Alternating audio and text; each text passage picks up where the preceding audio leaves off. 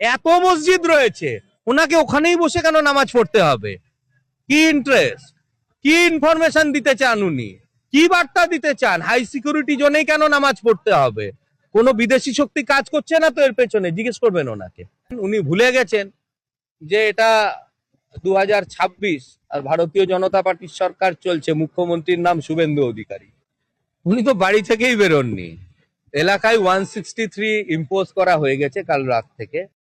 তো সেখানে যদি উনি আইন ভাঙতে চান ভাঙবেন।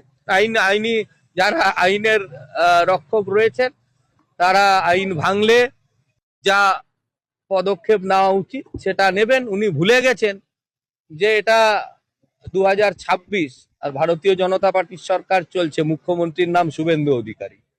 তো যেভাবে উনি ওয়াকফ বিলের সময় লোককে ভড়কেছিলেন, লোককে যে ভাষণ দিয়েছিলেন, যে ভাষণের জন্য আমাদের দুটো প্রাণ হারাতে হয়েছিল মুর্শিদাবাদে, আমরা দেখেছিলাম।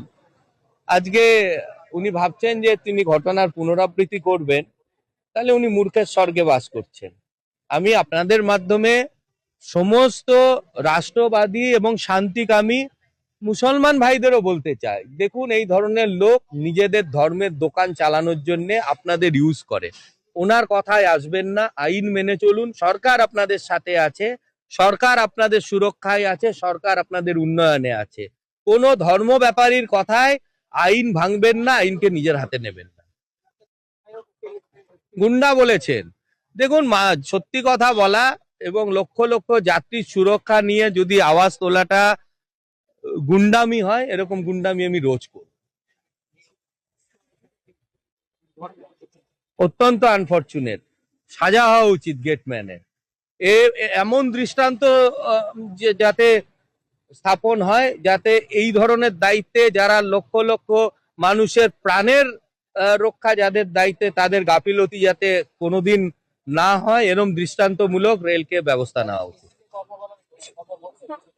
হ্যাঁ, অনেকবার বসা হয়েছে, টেবিলে বসা মানে ওনার টাইম নষ্ট করা। আচ্ছা, আমি ওনাকে প্রশ্ন করবেন, এত মসজিদ রয়েছে, ওনাকে ওখানেই বসে কেন নামাজ পড়তে হবে? কি ইন্টারেস্ট, কি ইনফরমেশন দিতে চান উনি, কি বার্তা দিতে চান? হাই সিকিউরিটি জোনেই কেন নামাজ পড়তে হবে? কোনো বিদেশি শক্তি কাজ করছে না তো এর পেছনে? জিজ্ঞেস করবেন ওনাকে।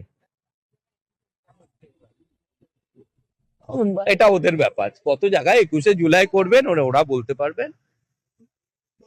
না, ও ভালো করে করুক, কোনো অসুবিধা নেই। যারা শহীদ ছিলেন তাদের উদ্দেশ্যে যত লোক স্মৃতির তর্পণ দেবেন তত ভালো। তারা তো শহীদ হয়েছিলেন তৎকালীন বাম সরকারের বিরুদ্ধে লড়তে গিয়ে।